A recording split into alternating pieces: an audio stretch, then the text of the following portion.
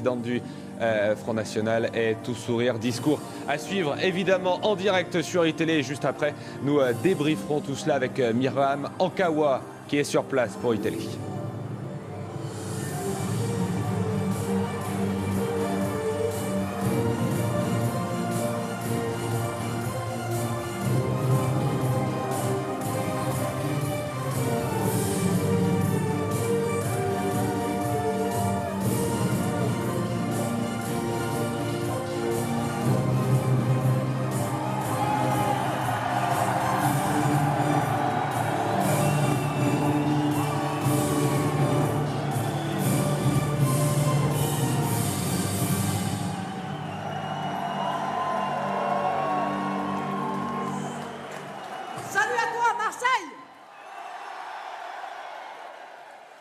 Salut à vous, mes chers compatriotes de métropole, d'outre-mer et de l'étranger. Je pense que nous pouvons être fiers de ces universités d'été. Vos interventions, vos contributions, vos réflexions, à toutes et à tous sont pour moi une matière utile. J'ai toujours besoin de ce terreau, le terreau fertile de vos idées pour continuer à enrichir notre projet pour la France. Merci à tous les intervenants et bravo.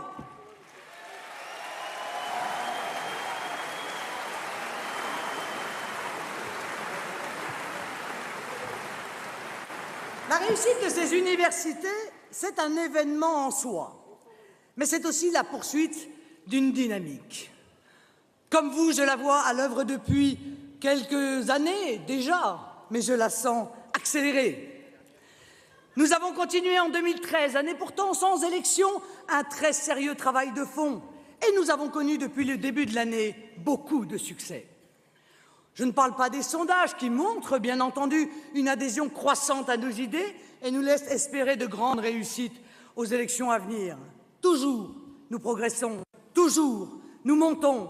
Bien sûr, nous nous satisfaisons des bons chiffres que nous prenons comme des encouragements. Mais je veux surtout parler de nos réussites concrètes, celles qui ont jalonné les derniers mois et qui ont renforcé la place du Front National. Je pense bien sûr aux élections partielles. L'élection de l'Oise d'abord, que notre candidate Florence Italiani a failli remporter. Cette élection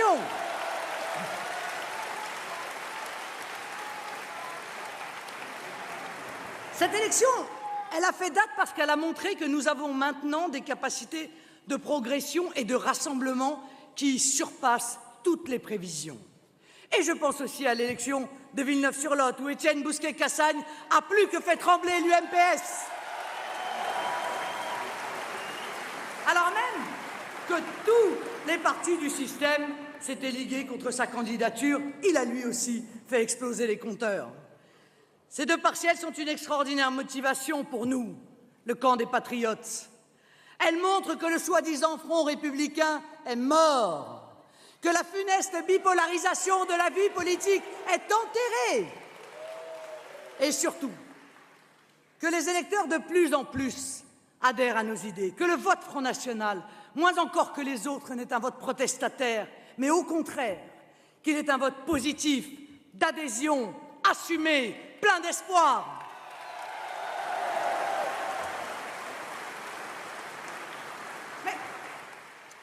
Notre succès en cette année 2013 peut être le plus grand. C'est d'avoir approfondi notre présence dans tous les débats politiques, dans les débats entre Français, d'être incontournable, puisque vous le voyez bien, quel que soit le sujet abordé, nous sommes au centre des discussions. À tel point que le Parti socialiste, toujours bien inspiré par l'irremplaçable Harlem Désir,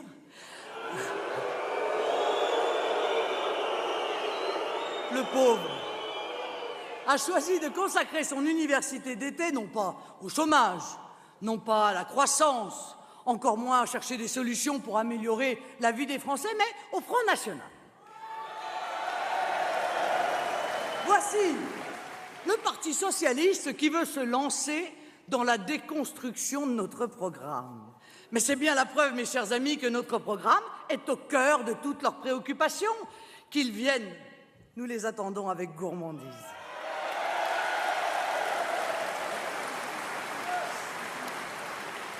l'UMP. Aujourd'hui comme hier, par la bouche cette fois de François Fillon, on parle de nous sans relâche. Oh, elle parle aussi beaucoup d'elle-même, l'UMP. Ça, on ne peut pas lui enlever. Elle passe même son temps à se regarder le nombril. À l'UMP, on se regarde aussi beaucoup les uns les autres, en chien de faïence. Mais à l'UMP, la vraie préoccupation essentielle, c'est le Front National, c'est notre progression et c'est l'adhésion croissante des Français à nos idées. Oui, chers amis, somme toute, l'obsession qu'ils ont pour nous est un nouveau point commun entre le PS et l'UMP, un énième point commun, et c'est un aveu de taille de leur part, l'aveu que la seule chose qui les inquiète n'est pas l'aggravation de la situation personnelle de chaque Français, mais la défense de leurs intérêts électoraux et politiciens. Ah ça, pour sauver leur poste, leur fauteuil, leur mandat, là, ça cogite. Là, ça blablate, ça se réunit. Oh, les Français, eux, attendront.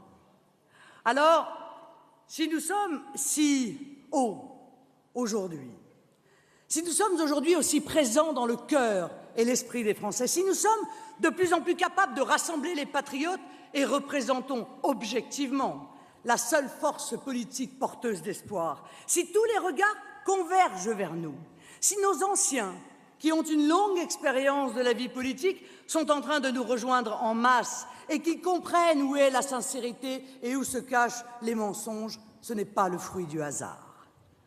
J'entends parfois dans la bouche de certains commentateurs, partisans, ces petites phrases, ces petites analyses de comptoir, presque aussi méprisantes qu'indigentes, qui consistent à conclure par paresse intellectuelle que le Front National ne progresse que parce que la situation de la France se détériore. Ces réflexions, qui au passage leur évitent de se remettre en cause, sont aussi la conséquence de la peur du système pour lui-même. Ce système qui sent bien qu'il est à bout de souffle, en bout de course. Il ne pense plus, il rabâche, il n'argumente plus, il radote et finit par montrer son vrai visage comme le célèbre portrait de Dorian Gray, sclérosé, rabougri, desséché.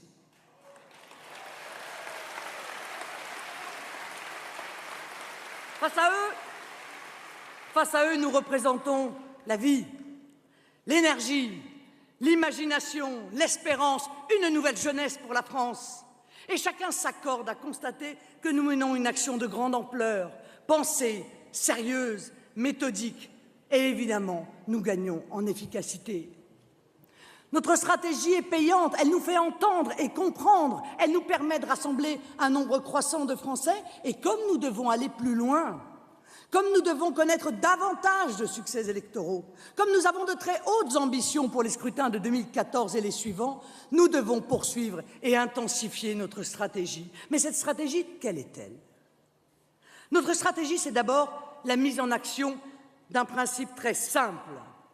Toujours privilégier les intérêts de la France et du peuple français.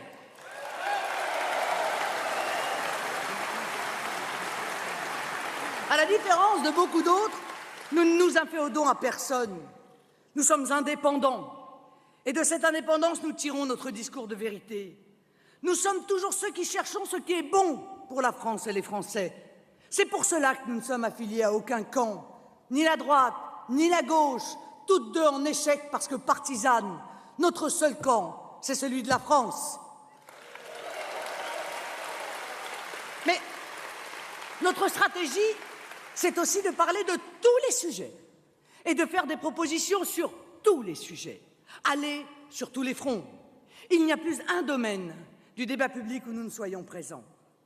Et beaucoup dont nous sommes les seuls à parler, imposant le débat sans tabou. L'Europe, l'euro, la mondialisation, l'immigration. Notre stratégie, c'est aussi d'aller partout sur le territoire, à la rencontre de tous les Français, quels qu'ils soient, d'où qu'ils viennent. Pour les municipales, nous voulons des listes partout en France et je vous annonce qu'à cette date, 623 têtes de liste ont déjà été investies.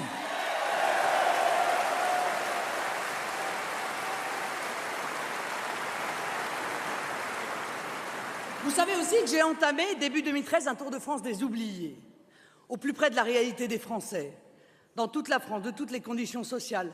Il m'a permis de constater à quel point dans nos campagnes, dans nos lointaines banlieues, dans tous les coins de France, méprisés de tous, nous sommes attendus, nous sommes espérés. J'achèverai bientôt ce Tour de France à Brachet, petit village où je me suis déjà rendu pendant la présidentielle, village symbole de l'oubli dans lequel des pans entiers du territoire se trouvent. Et notre stratégie, enfin, ne l'oublions pas parce que c'est aussi le cœur de nos ambitions. C'est une volonté farouche de rassembler les Français. Droite et gauche divisent, fragmentent la société par leurs mensonges, par leurs échecs, par leur tactique permanente de communication et de diversion. Nous sommes à l'inverse les garants de l'unité nationale. Nous luttons contre les ferments de la division, parce que nous n'avons qu'un seul credo. Unis, les Français sont invincibles.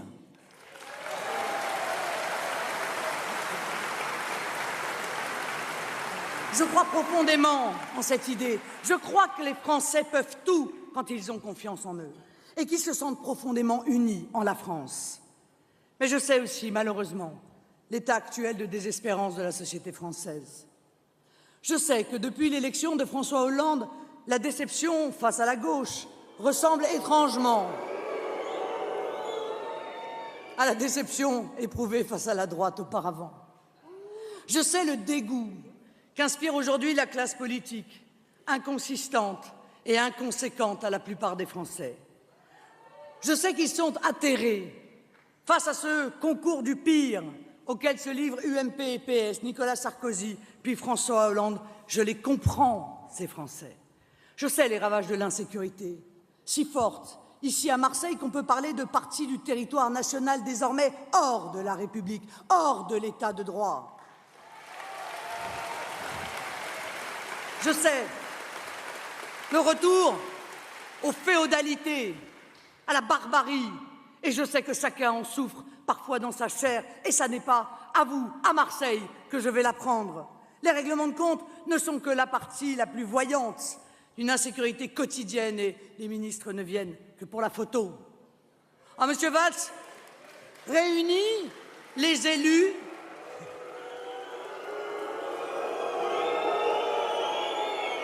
mais il réunit ceux qui, depuis 40 ans, montrent leur incompétence dans le cadre d'un pacte, comme le terme est bien choisi.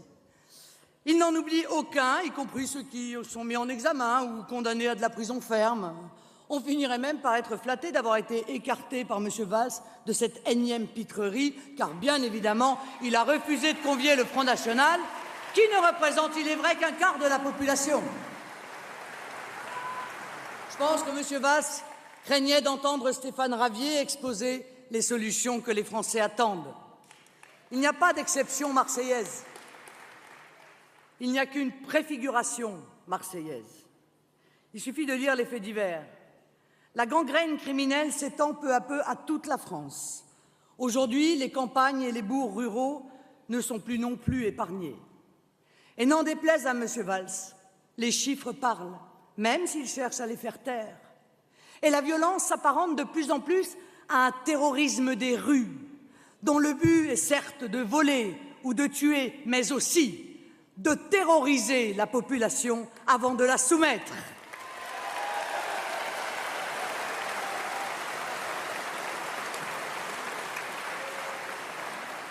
Je mesure plus que jamais à quel point la France est déstabilisée. Je sais à quel point la France est aujourd'hui déstabilisée dans ses rapports humains, profondément dégradés. Je viens de parler de l'insécurité, je pourrais aussi parler de l'immigration, du communautarisme, de l'affaissement de l'identité française, bref, de tous ces mots qui ruinent notre capacité collective à la fraternité et à l'unité. La France est déstabilisée dans ses valeurs profondes que les politiques de droite comme de gauche remettent en cause. Déstabilisée dans le rapport au travail, aujourd'hui souvent une souffrance, dans le chômage, la précarité des salariés. Rendez-vous compte, la part des embauches en CDD s'est élevée à près de 82% des contrats signés au troisième trimestre 2012. Le sentiment de ne plus récolter le juste salaire devant les profits exorbitants des grandes sociétés, devant les gains sans limite de la finance internationale, de la spéculation, de la banque. Déstabilisée Carter sans usine, qu'on voudrait sans avenir. La France est déstabilisée dans tout ce qui fait sa noblesse et sa grandeur. Aujourd'hui, la France est rabaissée sans cesse. La France ne peut plus rien. La France n'est plus rien. On ne peut plus rien faire sans penser États-Unis ou Europe. Politique étrangère, souveraineté économique, culture, éducation, modèle social, plus rien de ce qui était autrefois une part constitutive de la grandeur française ne semble pouvoir exister aux yeux d'élites qui ont, pour l'ailleurs, les yeux de Chimène. Je pourrais vous parler de tout cela pendant des heures, tant cette petite boutique des horreurs politiques m'indigne. Mais je ne le ferai pas. Je ne suis pas là pour me lamenter avec vous sur la bassesse de ceux qui nous gouvernent depuis 30 ans. Je ne suis pas là pour faire des constats, continuer de regarder, de déplorer, bien sûr, la nuit qui tombe sur la France. Et ça n'est pas, je le sais, ce que vous attendez de moi. Non, je veux vous dire aujourd'hui ce qu'il est possible de faire. Je ne supporte plus, comme vous, le discours sur le thème du « c'est pas possible ». Quoi que l'on propose, quoi que l'on dise, quelle que soit l'idée, c'est pas possible.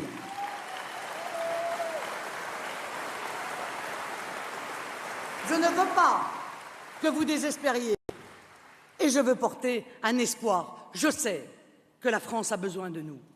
Je sais que la France compte sur nous pour que nous puissions bientôt, au pouvoir, la remettre d'aplomb. Alors je veux dire aujourd'hui, par votre intermédiaire, à la France, quelle est ma perspective française. Il faut d'abord à la France retrouver sa liberté en tant qu'État, sa liberté en tant que nation. Une France libre, c'est une France souveraine et indépendante, deux notions inextricablement liées.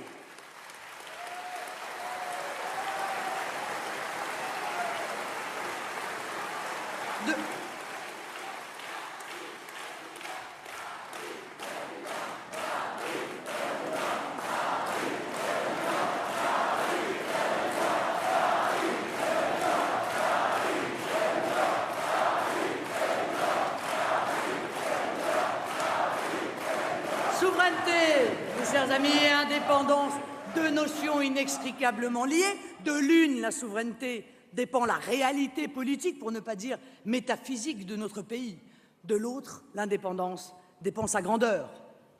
C'est dans les choix de politique étrangère que s'exprime l'indépendance d'un pays. Cela ne signifie pas avoir en toutes circonstances un avis contraire et opposé à celui de nos voisins ou alliés. Mais cela signifie que l'on doit être capable d'avoir un avis différent. La France ayant ses propres intérêts à défendre, elle ne peut et ne doit définir sa politique étrangère qu'en fonction d'eux. Cette diplomatie forte et indépendante, et devrais-je dire forte car indépendante, est celle qui a caractérisé la voix de la France dans le monde pendant des décennies et qui a fait de notre pays un modèle pour les peuples qui aspiraient à retrouver le chemin d'une souveraineté nationale. Oui, je crois. Il y a quelque chose de français dans l'attitude de l'Inde, de la Chine, de la Russie, du Brésil, de l'Argentine ou encore du Venezuela, à travers cette capacité à dire non aux puissants quand leurs intérêts sont en jeu.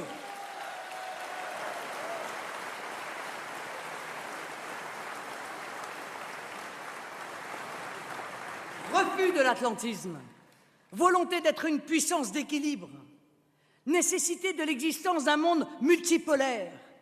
Il existait jusqu'à peu, bon gré, mal gré, une certaine constance dans la diplomatie française. Il n'en est plus rien. Elle fut brisée d'abord par Nicolas Sarkozy. Alignement systématique de la France sur les États-Unis. Réintégration du commandement intégré de l'OTAN. Réorganisation de nos implantations militaires à l'étranger, loin des zones de notre influence naturelle de l'Afrique vers le Moyen-Orient. Affaiblissement impardonnable de nos armées et réduction de leur format. En 2011, la France se rendait complice de l'assassinat d'un dirigeant étranger et plongeait la Libye dans un chaos islamiste dont elle ne s'est jamais relevée.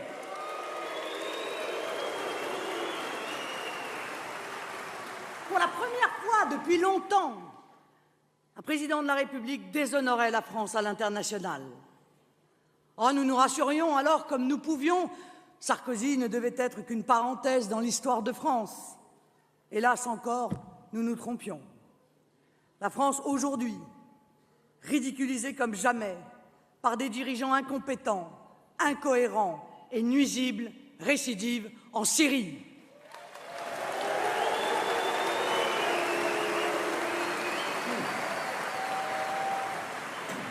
Qui aurait deviné que sous ces airs placides de modeste président du Conseil général de Corrèze, François Hollande cachait un belliciste aussi zélé?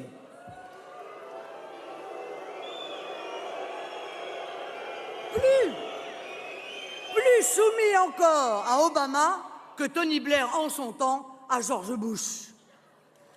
Cette soumission est telle que l'on devine même chez les Américains une forme de gêne. Et chez certains Anglais, une évidence de jalousie, vous savez, semblable à celle de l'épouse légitime envers la maîtresse. Plus inquiétante encore est notre soumission à des pays qui n'ont avec nous aucun lien historique ni culturel, seulement des liens d'argent sonnants et trébuchants, et dont l'ensemble de la politique internationale vise à armer le fascisme vert. Je veux parler de l'Arabie saoudite et du Qatar.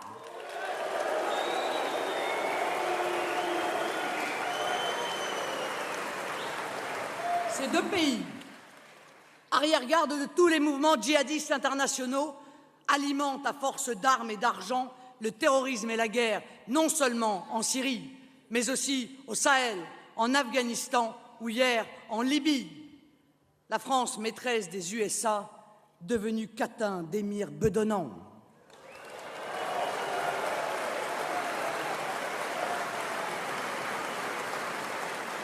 Très clairement, je romprai avec cette diplomatie du renoncement et de la servitude.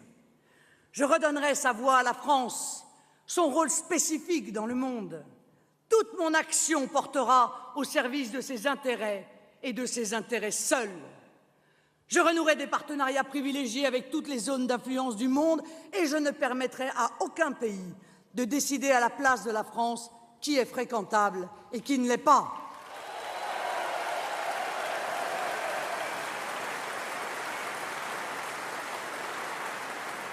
Une diplomatie forte suppose également un outil militaire et de renseignement digne de ce nom. Une armée pleinement autonome, sans carence capacitaire, dotée des moyens matériels et humains nécessaires. Je reconstituerai un arsenal militaire à la hauteur des ambitions que je nourris pour la France et je graverai dans le marbre de notre Constitution cette limite minimale de 2% du PIB pour notre budget militaire.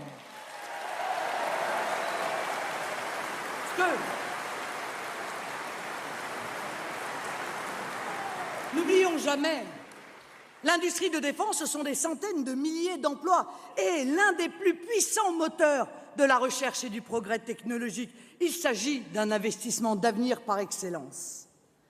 La politique d'indépendance que je porte a eu ses modèles et ses antécédents ont souvent couvert d'honneur et de gloire l'histoire de notre pays.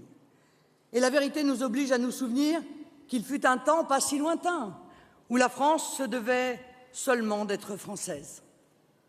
Ni américaine, ni soviétique, libre de ses choix politiques, maîtresse de son destin. Un temps où notre pays était armé, moralement, politiquement, économiquement et bien sûr militairement. Il fut un temps pas si lointain où, aussi profondes que fussent ses plaies, la France était souveraine. Des institutions fortes, une monnaie, des frontières, une armée gagnant en puissance. La France avait tous les attributs de la souveraineté. Elle pouvait traduire sa volonté politique en actions concrètes, toujours au service de ses intérêts. Alors, ne venez pas me dire que ça n'est pas possible.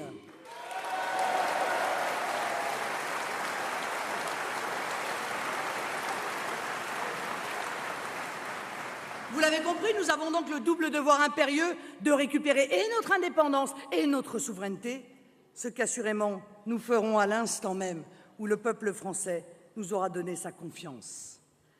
La souveraineté n'est pas un artifice de communication, un gadget ou un slogan électoral. C'est la donnée fondamentale de tout pouvoir politique, de tout pouvoir qui prétend en être un. Elle n'est surtout pas dépassée. Elle est l'instrument du futur, du rebond et de la liberté. Regagner notre souveraineté, c'est retrouver notre liberté législative, quand l'essentiel de nos lois sont décidées à Bruxelles et imposées aux Français à leur insu ou contre leur gré. C'est retrouver, comme on vous l'a dit, notre liberté budgétaire, la dernière des prérogatives qu'il restait aux parlementaires, qu'ils ont eux-mêmes transférées à la Commission européenne, pour faire mine aujourd'hui de batailler entre eux sur un budget dont ils n'ont plus la maîtrise. C'est retrouver notre liberté monétaire, pour qu'enfin la France ait une monnaie adaptée à son économie et qu'elle retrouve la possibilité de financer sa dette, aujourd'hui laissée à des marchés financiers prédateurs. C'est retrouver des frontières, enfin, frontières économiques pour mettre en œuvre un patriotisme intelligent, ainsi que le font l'immense majorité des pays du globe. Frontières migratoires pour contrôler les flux humains et lutter contre les trafics et les réseaux criminels. Tout cela, mes amis, suppose la remise en cause sans délai de l'Union européenne. Et parce que je crois en la démocratie, eh bien je me tournerai vers les Français, par référendum, pour leur demander leur avis sur notre appartenance à l'Union européenne.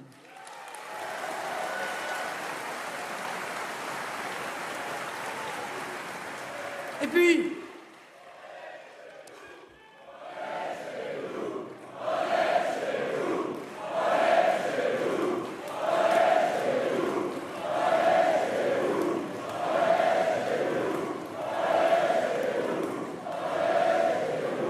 puisque nous sommes chez nous, je ferai retirer les drapeaux européens, aujourd'hui symbole de soumission de nos édifices publics, et j'y mettrai partout les drapeaux nationaux.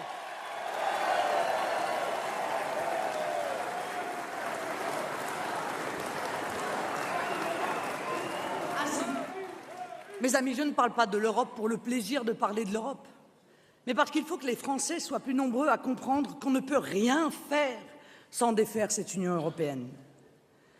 La souveraineté, c'est aussi la reconnaissance d'un souverain, au-dessus duquel rien ni personne ne porte.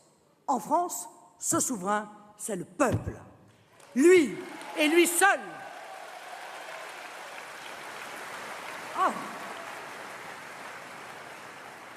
Or, l'histoire a montré que son autorité n'était pas absolue quand de serviles parlementaires se sont autorisés à bafouer sa volonté, commettant une faute si lourde qu'ils n'en paieront probablement jamais le prix.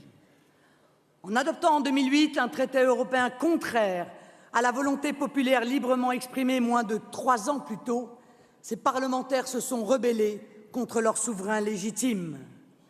Ce précédent est le coup le plus rude jamais porté à la démocratie depuis la Seconde Guerre mondiale.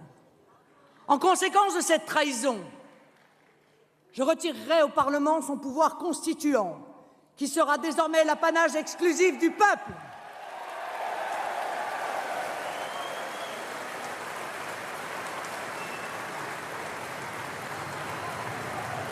Entendez-moi bien, aucun texte fondamental ni aucun traité européen ne pourra plus passer sans l'accord du peuple souverain.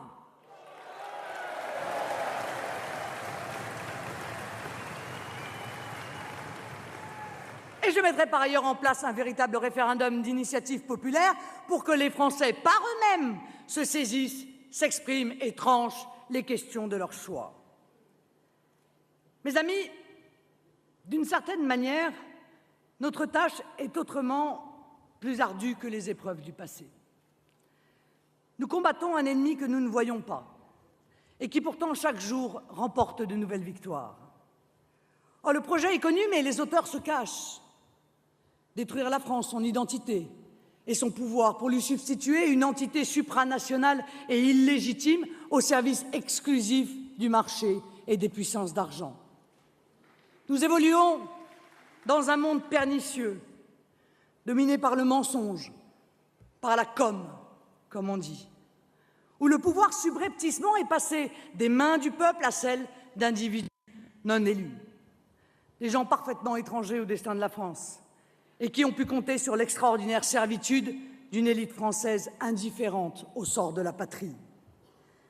Nous nous battons contre des forces aux capacités redoutables, mais qui n'ont cependant pas mesuré la puissance intrinsèque du peuple français quand celui-ci reprend la conscience de lui-même et de son unité.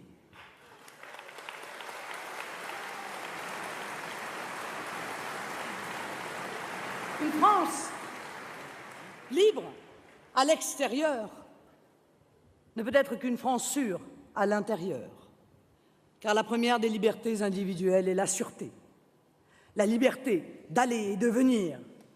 Il n'y a aucune fatalité à ce que nous vivions dans une société de plus en plus conflictuelle, de plus en plus barbare, de plus en plus anxiogène. La France doit redevenir sûre parce qu'il en va de notre cohésion nationale, de la sécurité des plus vulnérables et de notre prospérité. Je veux que tous les Français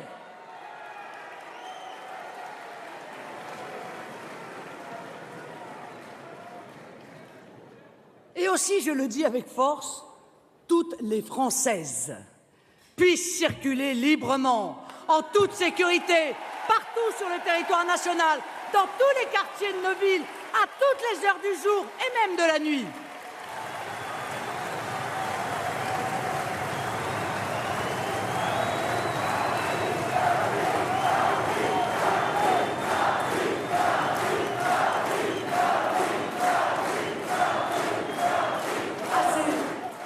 Assez de ces zones où le seul droit est celui des délinquants et des trafiquants.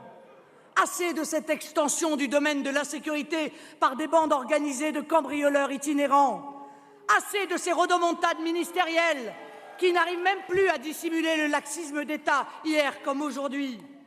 Il faut définitivement en finir avec la politique de l'excuse. Je veux en terminer aussi avec la pseudo-pédagogie de Madame Taubira ou avant elle.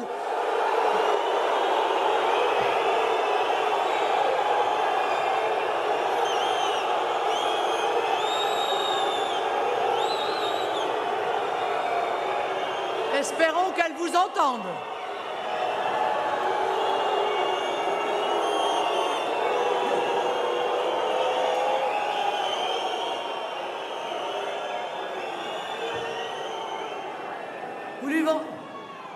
Vous lui rendez un hommage certain, mais cette pseudo-pédagogie, elle avait été déjà commencée sous le règne de Madame Dati.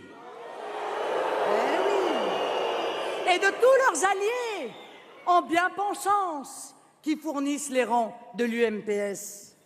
La sanction doit être appliquée dès la première transgression de la loi, dès le premier délit, même le plus petit.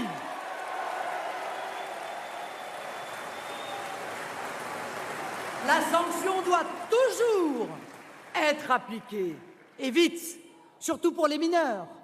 Il faut bannir toute impression d'impunité, parce que la sanction est aussi éducation. Sans sanction, aucune éducation n'est possible. Alors j'ose le dire, la sanction réelle, la sanction appliquée est la meilleure des dissuasions et donc la meilleure des préventions. J'ose aussi rappeler à Madame Taubira une évidence claire. Au moins, pendant le temps de l'incarcération, la société est protégée de la récidive.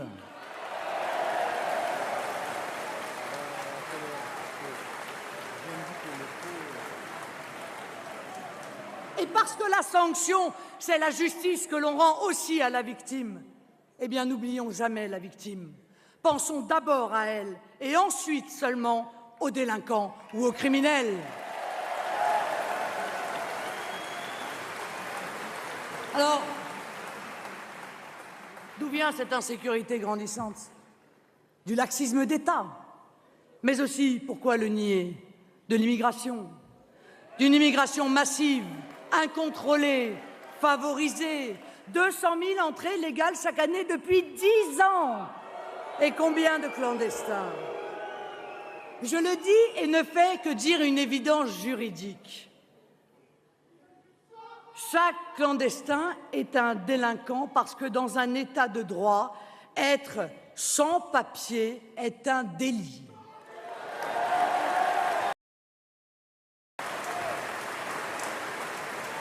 Mais comment voulez-vous que ces clandestins puissent le comprendre, mes chers amis, puisqu'aujourd'hui, c'est un délit sans peine, et même, disons-le, un délit rémunérateur et quasiment récompensé.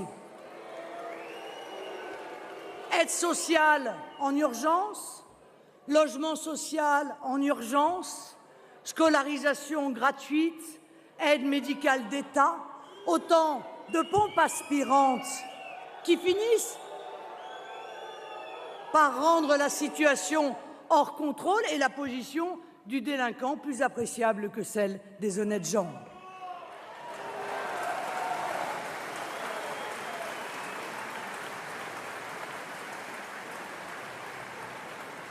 En nous privant avec Schengen du contrôle de nos frontières, l'Union européenne nous a privés aussi de notre capacité à assurer notre sécurité.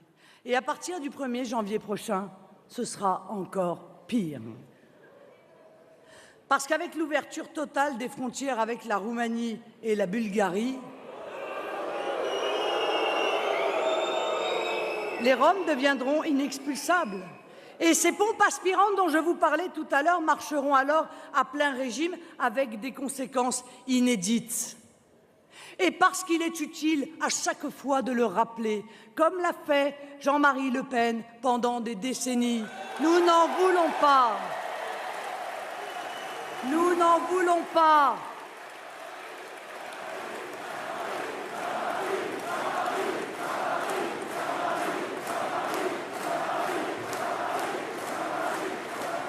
Nous n'en voulons pas aux immigrés en tant qu'individus. Nous considérons que les responsables de cette situation sont les politiques qui se sont succédés depuis 40 ans au pouvoir.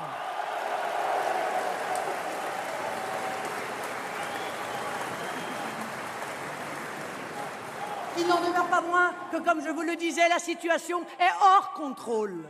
Et les Français doivent exiger l'abrogation de Schengen et ne pas accepter de plier devant les apôtres du laisser-aller, du laisser-faire, du laisser-venir. Quant au droit d'asile, il est aujourd'hui totalement dévoyé, devenu une vulgaire filière nouvelle d'immigration, comme si on n'en avait pas assez, clandestine d'ailleurs au passage, ayant tout de même subi une hausse de 74% dans les 5 dernières années.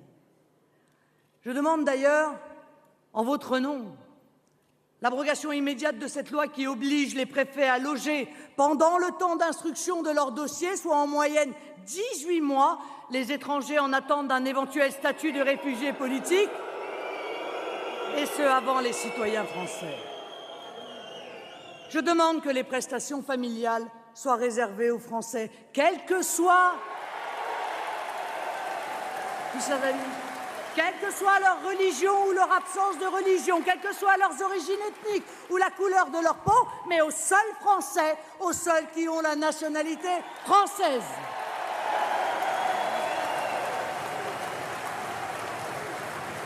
Ouais, j'appelle un taxi.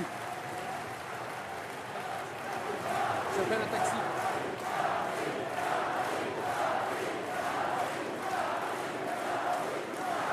Je demande que les emplois en ces temps de chômage soient accordés en priorité aux Français. Et ma conception est la même pour les logements sociaux au nom d'une saine justice.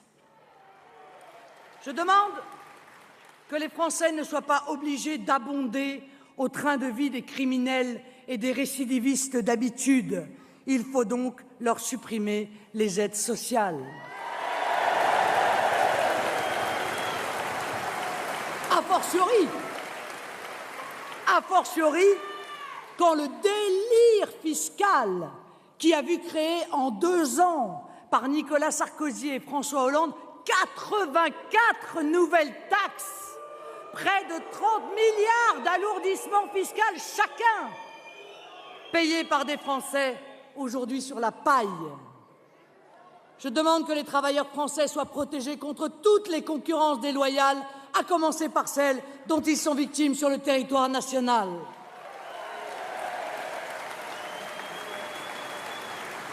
Je demande enfin une politique de prévention qui repose sur les fondements mêmes de la République. C'est bien beau d'afficher une charte de la laïcité dans toutes les écoles de France, mais ce simple geste est déjà l'aveu d'un terrible échec. Plus d'un siècle après la loi de 1905, il faut écrire noir sur blanc des principes qui étaient, il y a encore 20 ans, des évidences. Et puis, ne nous racontons pas d'histoire.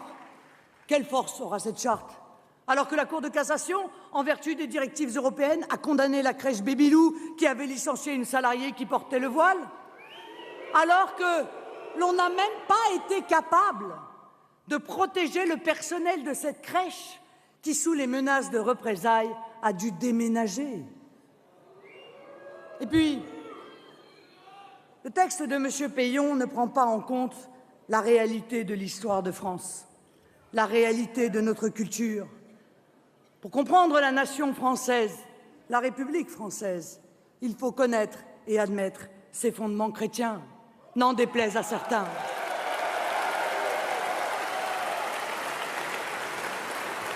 D'ailleurs, vous remarquerez qu'aucun problème concret n'y est abordé dans cette charte. Ni la nourriture halal dans les cantines scolaires, ni le voile à l'université, ni la séparation des sexes dans les piscines, et la liste est longue. Alors cette opération est encore un aveu que le système se complaît dans la politique de l'affichage. Cette charte pour rien ne peut mettre fin à ce multiculturalisme qui fragmente la population de la France selon la religion et les origines. La Grande-Bretagne, les Pays-Bas, l'Allemagne et même les États-Unis constatent l'échec du multiculturalisme et de la discrimination dite positive. En France, la droite archaïque et la gauche obsolète n'ont encore rien appris, rien compris. L'UMP et les centristes se sont empressés d'apporter leur soutien aux socialistes Peillon, espérant benoîtement qu'un bout de papier punaisé dans un préau puisse régler les problèmes qu'ils ont créés. Voilà 40 ans de Valéry Giscard d'Estaing avec son regroupement familial, à François Hollande avec ses naturalisations pour tous. Droite et gauche encouragent cette immigration massive pour le grand plaisir du MEDEF et des grands patrons voraces. Eh bien, ça n'est pas l'avenir que je veux pour la France. L'assimilation à la nation française est indispensable et elle ne se fera qu'en arrêtant l'immigration légale et clandestine, en rappelant des règles claires et fermes et en redonnant à chacun la fierté d'être français.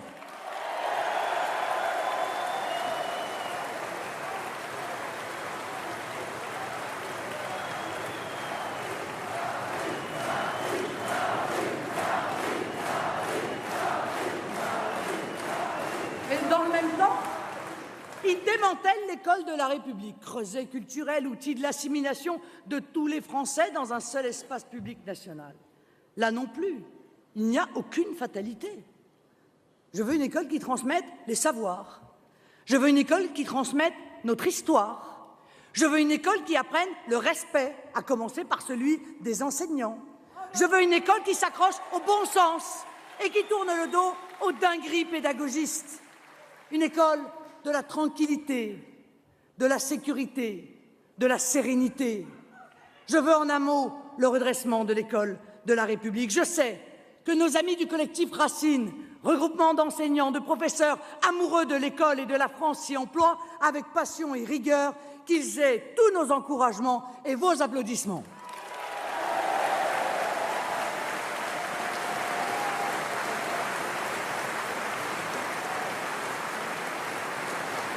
La France est une et indivisible. C'est cette France que j'aime. C'est cette France que nous aimons. Cette France où nous sommes tous égaux dans l'espace public, où chacun d'entre nous est libre dans la sphère privée, où peut alors régner une harmonie fraternelle. C'est cette France unie que je défends. Cette France qui mettra fin aux haines et aux divisions.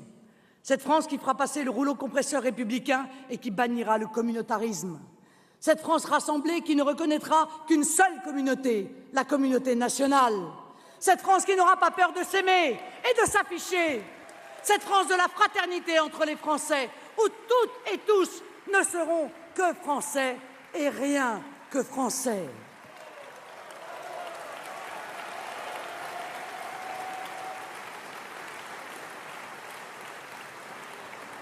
Ma perspective française, c'est une France sûre et unie.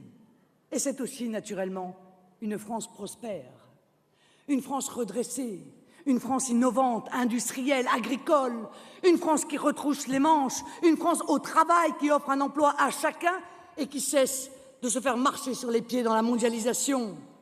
Pas de perspective française, pas d'avenir pour nos jeunes, pas de dignité pour nos anciens, sans redressement économique et social. La terre de France, je ne la crois pas un instant condamnée à n'être qu'une vaste friche industrielle ou un terrain en jachère. Je ne me résous pas à ce que les files d'attente devant Pôle emploi soient plus fournies que celles devant les grilles de nos usines. Je crois profondément au génie français. J'ai une confiance totale dans nos savoir-faire, la formation d'excellence que nos écoles savent encore donner. J'ai la certitude que si on lui propose un grand dessein, le peuple de France, étudiants, travailleurs, retraités, créateurs, chercheurs, aura à cœur de travailler d'arrache-pied pour se relever. Alors oui, mes chers compatriotes, je fixe en matière de prospérité 3 grands objectifs. Et je ne fais qu'une seule promesse, tout mettre en œuvre pour les atteindre. Ces objectifs, ces 3 objectifs sont simples. Redonner du travail aux Français, remettre la justice là où il n'y a plus qu'injustice et faire de la France un pays qui produit. Ces objectifs, le travail, la justice, la production ne sont pas des mots comme ça lancés en l'air. Et bien sûr, on ne les atteindra pas par je ne sais quel miracle, en claquant des doigts ou en répétant ad nauseam les mêmes mensonges sur une croissance miracle qu'on invente de toutes pièces pour tromper et tromper encore une opinion publique légitimement en colère. Ces objectifs, travail, justice, production, tranchent avec les discours lénifiants de ceux qui ont tout échoué depuis si longtemps, mais qui, par la grâce d'un retour aux affaires, voudraient nous faire croire qu'ils peuvent donner des leçons de compétence. Nous mettrons tout en œuvre dans la clarté et dans la vérité pour remplir ce contrat que je passe avec les Français. Un contrat exigeant, mais qui mérite de le porter de toutes nos forces. Ce que je veux, c'est une France qui tienne son rang face à la mondialisation sauvage. Une France qui retrouve des muscles pour faire valoir ses atouts et protéger ses intérêts. C'est la grande bataille que je lancerai pour le protectionnisme à nos frontières nationales. Un protectionnisme intelligent, tarifaire et non tarifaire, qui visera à rétablir une concurrence juste quand aujourd'hui elle est déloyale, quand aujourd'hui, sans aucun respect pour quelque norme que ce soit, on devrait laisser sans rien dire des productions venues d'Europe de l'Est, de Chine ou d'ailleurs submerger notre marché national, où l'on devrait sans réagir laisser délocaliser nos productions ou nos services, ou encore, comme dans le bâtiment ou le transport par exemple, laisser nos entreprises et nos salariés être sur notre propre territoire victimes d'un dumping social féroce. Pas de réindustrialisation sans protectionnisme, c'est-à-dire sans sortir de cette attitude naïve et suicidaire face à des concurrents qui, eux, n'hésitent pas à défendre et à protéger leurs intérêts. Et parce que je ne vous fais qu'une seule promesse, tout mettre en œuvre pour atteindre ces objectifs, je ne reculerai devant rien, et certainement pas devant les oukases ultralibéraux des grands prêtres de l'Union européenne.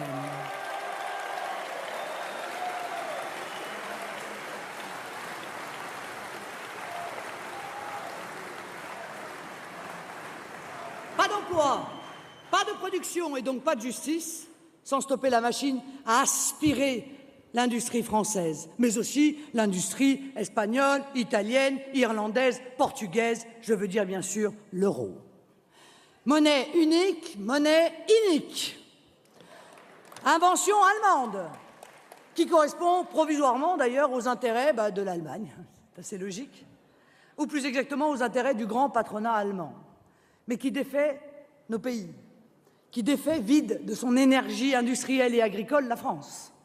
Machine à détruire notre compétitivité et nos exportations, à fabriquer du déficit. Oui, je refuse les discours déclinistes des adeptes du surface et de l'immobilisme. Si le protectionnisme est possible dans un si grand nombre de pays du monde, il le sera demain en France, dans une France souveraine. Si 95% des nations maîtrisent leur monnaie et leur politique monétaire, la France aura les capacités de le faire aussi demain, comme elle l'a fait durant des siècles hier.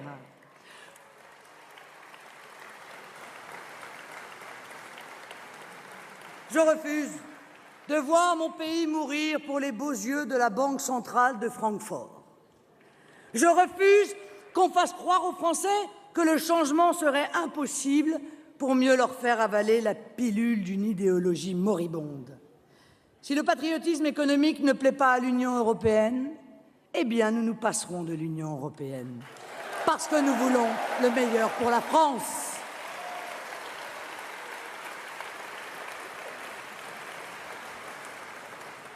Mais une France qui crée de l'emploi, de la justice, une France qui produit, c'est une France qui demain demandera par une loi à son État, à ses collectivités locales, à ses entreprises publiques d'acheter en priorité français. C'est une France qui n'obéira plus aux directives insensées d'une Europe qui veut privatiser tous les services publics, qui veut faire entrer la loi de l'ultra-rentabilité et à tout prix, notamment au prix de l'égalité des citoyens et en réalité de la prospérité des consommateurs. C'est une France qui valorisera le travail par une fiscalité beaucoup plus juste pour les ménages comme pour les PME. Une France qui n'acceptera plus de voir des retraités vivre dans des conditions indécentes. Une France qui protégera l'environnement parce qu'elle produira sur place et non parce qu'elle aura créé 36 taxes verdâtres.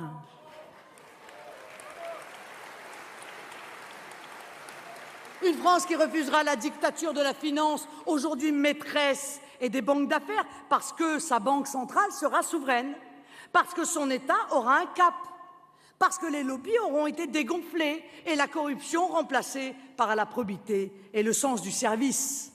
Une France tournée vers l'avenir, avec son État comme socle solide, des muscles pour se battre et l'intelligence collective de son peuple pour avancer et inventer sans cesse. Mais quand nous dessinons les perspectives françaises, nous voyons que le pire poison, mes chers compatriotes, c'est le manque de confiance en soi. C'est la dépréciation de soi, de son propre pays. Et l'antidote à ce poison, c'est l'espérance française. Cette espérance que je partage avec vous aujourd'hui pour redonner confiance à tout un peuple. Lui redonner confiance en lui, redonner à tous les Français la maîtrise de leur vie et le sentiment de leur profonde utilité. Confiance dans nos capacités individuelles et collectives, confiance dans notre avenir, dans notre destin, dans nos forces et nos atouts. Confiance, oserais-je dire, dans la bonne étoile qui guide la France depuis des siècles. Et là, il sera à nouveau demain au premier plan. Nous sommes la France. Prenez conscience de ce que cela signifie. Des millénaires d'histoire qui nous précèdent. Prenez conscience de l'éclat de ce nom dans le monde entier, de la gloire qu'il porte, du respect que partout il inspire, de l'honneur que nous ressentons d'en être. Oui, nous sommes la France.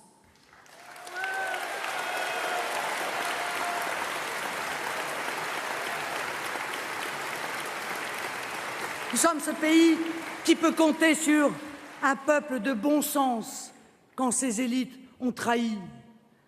Un pays unique, une nation politique, la plus politique d'entre toutes les nations du monde. Un pays qui abat l'impossible quand il est uni et rassemblé. Nous ne sommes pas le passé, nous ne sommes pas petits, nous ne sommes pas moyens, nous ne sommes pas un musée, nous ne sommes pas une région d'Europe, nous ne sommes le vassal de personne. Je ne veux qu'aucun Français en doute. Je vous demande, mes chers compatriotes, de ne pas laisser vos pseudo-élites salir votre pays et de vous battre avec la première des énergies pour faire respecter votre droit à la fierté.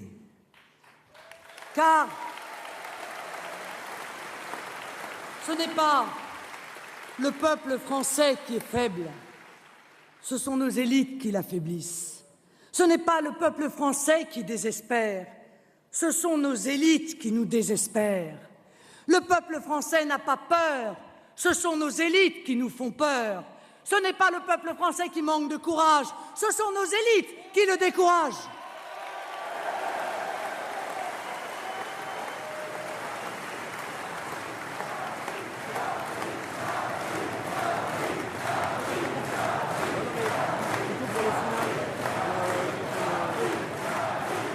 Oui, vous avez le droit d'être fiers de vous, d'être fiers de votre pays. Ce n'est pas honteux, ce n'est pas criminel, c'est au contraire indispensable. Et c'est ainsi que nous rayonnerons. Je me battrai contre tous ceux qui, au plus haut niveau, n'ont de cesse de rétrécir leur propre pays, qui, de gré ou de force, veulent le maintenir dans la médiocrité ou dans l'asservissement. Nous sommes la France, nous sommes l'avenir, nous sommes nécessairement la grandeur parce que nous sommes la France.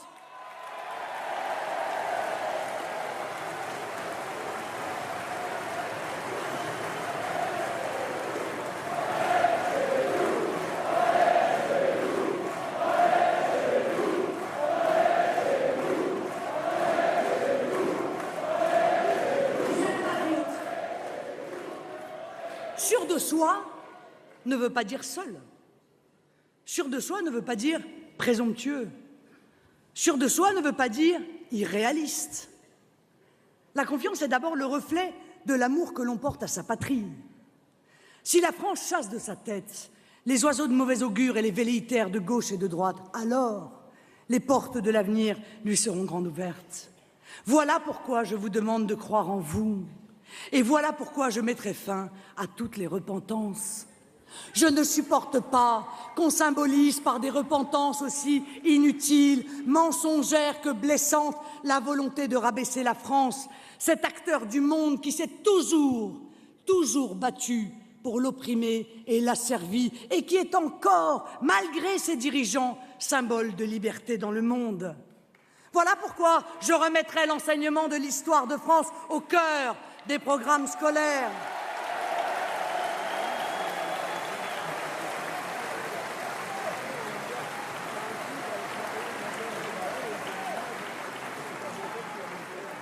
Nicolas Sarkozy avait fait disparaître Charles Martel, Henri IV, Louis XIV, Napoléon. Ah, voilà que François Hollande retire le général de Gaulle. Mais à ce rythme-là, ils n'ont qu'à supprimer l'enseignement de l'histoire, je pense que ça ira plus vite. Mais pour qui se prennent-ils ? Le passé ne leur appartient pas. Ils ne peuvent pas en disposer à leur guise. Je rendrai donc aux Français toutes les composantes de leur patrimoine, au premier rang desquelles leur histoire glorieuse. Oh.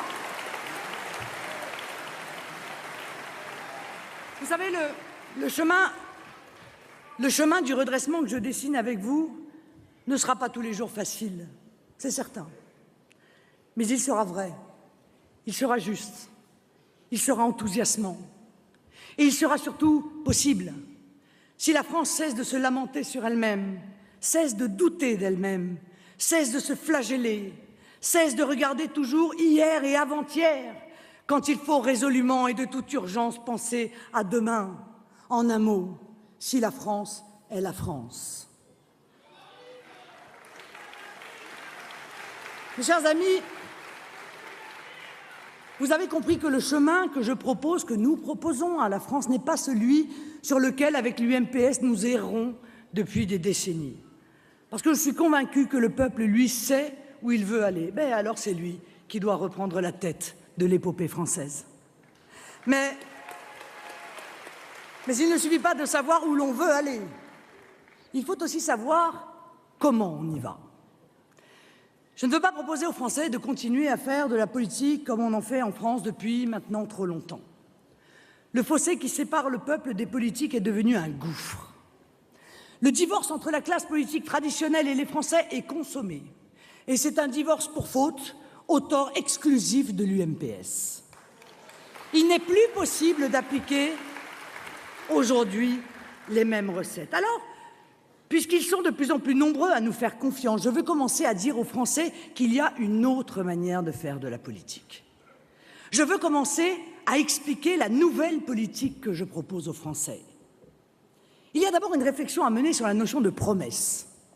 Dans la vie politique française existe une habitude insupportable. À chaque élection, les candidats nous font des promesses. Alors ils en remplissent des catalogues entiers et à chaque fois, arrivés au pouvoir, ils ne les tiennent pas et font d'ailleurs souvent l'inverse de ce qu'ils avaient promis. Nous sommes obligés de constater que tous les responsables politiques depuis 30 ans ont été élus sur des mensonges. Je pense bien sûr à François Hollande et à ses promesses sur le chômage. Je pense à Nicolas Sarkozy, à ses promesses sur l'immigration, la sécurité ou le pouvoir d'achat. Promesses jamais tenues. Jamais. Le premier problème qui se pose, ce sont évidemment les hommes. C'est cette classe politique, c'est l'absence de souveraineté qui les amène à préférer la communication à l'action. Ces gens-là ont pris l'habitude de mentir effrontément aux Français. Ils ne peuvent rien faire, mais font croire qu'ils peuvent ou pourront le temps d'une campagne. Ça n'a pas tant d'importance pour eux, puisque leur préoccupation essentielle n'est pas qu'est-ce qu'ils feront lorsqu'ils arriveront au pouvoir, mais comment arriver à se faire élire. La tactique politicienne a pris le pas sur la politique, les moyens sur la fin, les promesses sur les objectifs, la défense des intérêts personnels sur celle de l'intérêt général. C'est vrai, il faut le reconnaître et le dire avec franchise aux Français. Nous vivons dans un monde complexe. Et dans un monde complexe, il n'est pas possible de faire des promesses simplistes ou purement idéologiques. Dans un monde complexe, comme l'est le monde d'aujourd'hui, il n'est plus possible de dire qu'il suffira d'un peu de volonté ou de chance pour que les mesures que l'on prendra produisent les effets que l'on recherche. Il n'est plus possible de faire croire à chaque élection qu'avec les mêmes recettes, demain tout ira mieux. Que ce qui n'était pas possible hier, ce que l'on n'a pas voulu ou pas pu faire, on le fera demain. Les Français ont trop souffert et ils souffrent encore aujourd'hui de cette facilité de la vie politique française. Et quand je dis cela, je pense aussi aux désillusions futures, à cet éternel recommencement du cycle des promesses non tenues. Et je veux que cela change. Nous devons revoir fondamentalement notre manière de voir la politique. La politique, ce ne sont pas des coups de baguette magique, des incantations ou des danses de la pluie. La politique, ce doit être un combat de tous les jours pour tenir les objectifs fondamentaux que l'on s'est fixés. C'est un combat contre les effets pervers des décisions que l'on prend, c'est un combat contre les forces puissantes qui veulent contrecarrer la volonté du peuple. Ces forces contraires, et la finance internationale en est une, comme certains conservatismes ou certains fanatismes, on sait qu'elles se manifesteront et l'on doit se préparer à les affronter. La politique, ce doit être un combat au nom de grands objectifs que l'on fixe avec le peuple, par et pour le peuple. Et c'est l'engagement fondamental, peut-être la seule promesse que l'on soit en droit de faire, dans laquelle l'on puisse mettre toute son énergie, toute sa détermination, toute son audace au service de ses objectifs. Oui, dans cette nouvelle politique, fini les enchaînements de promesses, place aux objectifs. Que le peuple sache clairement pourquoi il vote, qu'il sache ce qu'il veut faire, ce qu'il se fixe comme ambition, et le chemin sera alors clair pour tout le monde. Fixer quelques grands objectifs pour la France, ce que j'ai fait aujourd'hui, et ne vous faire qu'une seule et unique promesse, tout mettre en œuvre pour atteindre ces objectifs, pour respecter la parole du peuple français, ses choix fondamentaux. Voilà une nouvelle façon de faire de la politique. La nouvelle politique, c'est de dire aux Français, avant les élections, que ce ne sera pas facile, que l'on ne se remettra pas de 30 années d'abandon, d'errance et de défaite en un mois ou en une année. La nouvelle politique, c'est un langage de vérité, pour dire qu'il ne faudra pas fléchir sur certaines orientations, qu'il faudra être ferme. Je peux le dire aux Français, quand nous serons au pouvoir, nous ne ferons pas plaisir à tout le monde. Nous ne satisferons pas toutes les demandes minoritaires. Nous ne pourrons pas faire dans la démagogie, parce que nous devrons nous en tenir à l'essentiel. Nous devrons d'abord et avant tout atteindre les objectifs sur lesquels nous aurons été élus par la majorité des Français, parce que c'est la voix du peuple qui s'exprime à travers les élections. C'est la voix légitime de la majorité qui détermine la politique de la nation. Et si le peuple a majoritairement statué pour aller dans une direction, c'est cette direction qu'il faut suivre, quelles que soient les pressions et les vents contraires que nous devons subir. Alors,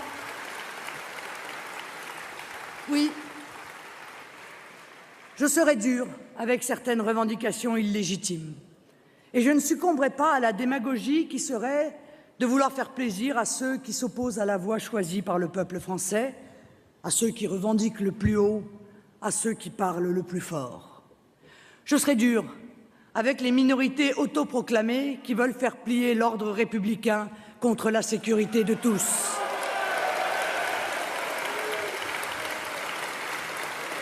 Je serai dur avec ceux qui fraudent la sécurité sociale contre la survie de notre modèle français.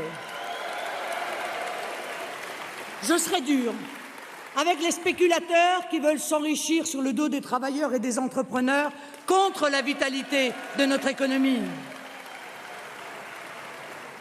Je serai dur avec les fanatiques qui veulent imposer leurs lois dans l'espace public, dans l'école et dans l'entreprise, contre la laïcité et l'universalité des lois.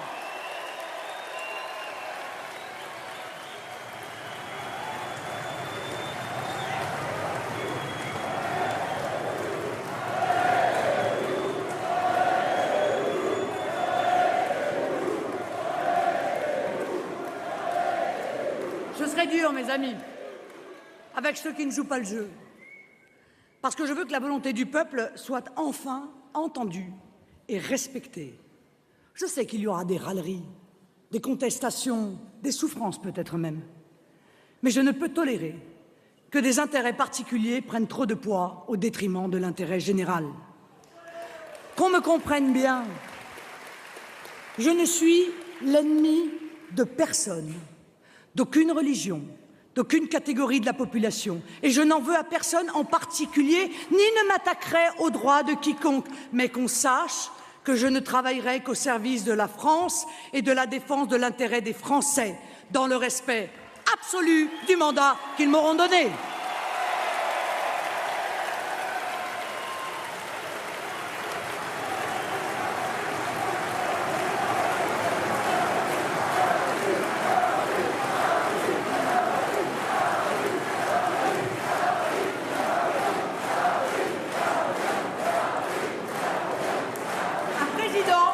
Doit présider et un Premier ministre, avec ses ministres, gouverner. Je pense donc que le président de la République est responsable de la stratégie qui doit guider la politique de la nation. Il n'a pas besoin pour cela d'un cabinet pléthorique, de créer des doublons de ministres ou de donner à ses conseillers une autorité politique quelconque. C'est à lui de décider. Et c'est au Premier ministre de prendre en charge l'exécution des orientations déterminées. Il faut donc choisir à ce poste la personne la plus compétente pour exécuter une stratégie et à la tête de chaque ministère, des personnalités qui sont en phase avec la ligne générale fixée par le peuple. Qu'il y ait des opinions personnelles émises dans le cadre de la communication gouvernementale, chacun peut le comprendre, mais qu'un ministre remette en cause publiquement l'orientation dessinée par le président de la République et à travers lui par le peuple français, ça, c'est inacceptable. Je ne pense pas, par ailleurs, puisque nous parlons du gouvernement de la France, qu'on puisse se satisfaire d'une équipe ministérielle déconnectée de la réalité que connaissent les Français. Vous le savez, nous sommes le parti de la réalité. Nous sommes le seul mouvement qui ait ce souci de tenir compte de la réalité vécue par les Français. Comment concevoir qu'un gouvernement ne comporte quasiment aucun membre issu de l'entreprise, qu'il s'agisse d'ailleurs d'entrepreneurs ou de salariés? Eh bien, c'est pourtant le cas du gouvernement actuel et c'était le cas du précédent. Mais il faut à l'inverse, dans le gouvernement, des gens qui aient expérimenté la complexité de l'univers économique, des gens qui aient vécu l'expérience d'un salarié, qui aient conscience de ce que signifie le mot précarité, de ce que signifie la peur du chômage, l'angoisse des fins de mois difficiles, des gens qui aient eu envie un jour de créer une entreprise, qui aient vécu concrètement ce que signifie la rudesse de la concurrence.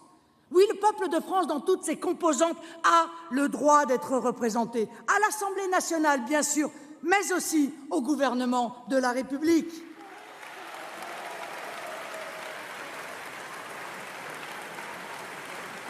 Et dans tous les rouages de l'administration, notamment au plus haut niveau, il faut des personnes respectueuses des grandes orientations fixées par le peuple français. C'est une donnée essentielle de cette nouvelle politique que je veux mener. Il faut casser la connivence qui existe entre la haute fonction publique et la haute finance.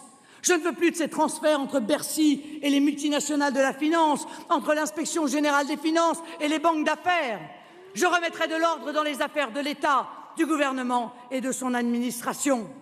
Et pour que le gouvernement de la nation puisse conduire une action déterminée, fidèle aux grandes orientations prises par le président, il faut que le circuit législatif soit accéléré. Nous n'avons plus de temps pour attendre quelques réformes essentielles.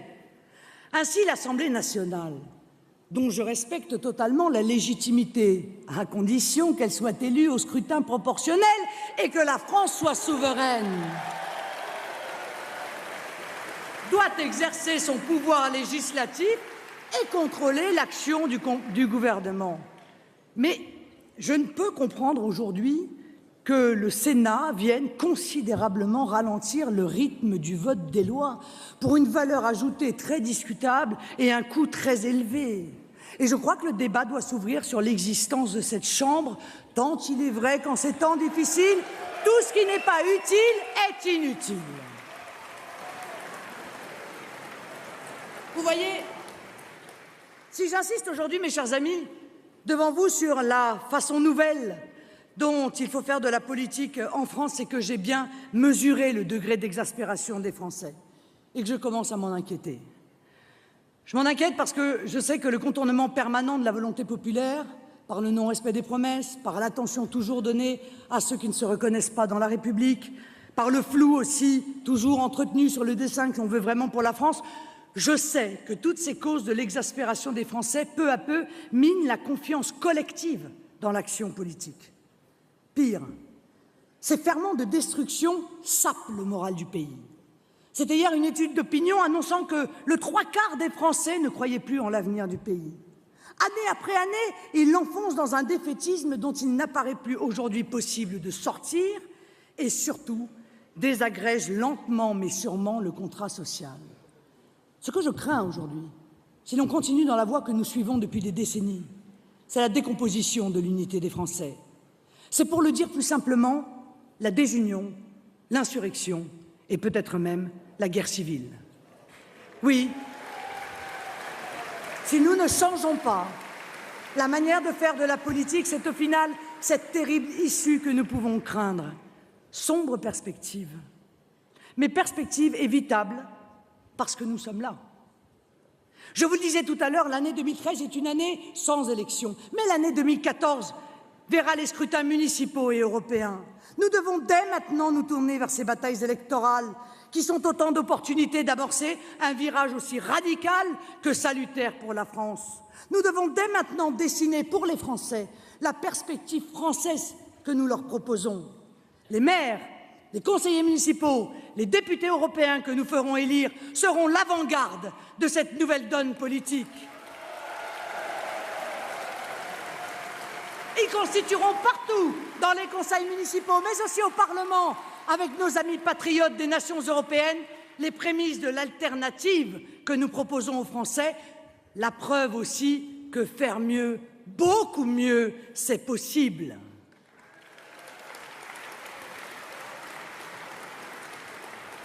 Nous menons un beau combat, et avec nous toutes les forces patriotes de France. La jeunesse nous regarde, nous attend et nous rejoint. Les Français unis sont invincibles, disais-je il y a quelques minutes. Je n'ai jamais eu de croyance plus forte. de toutes mes forces, de toute mon âme, j'ai espoir en la France et j'ai espoir en la politique. De tout mon cœur, je crois en vous.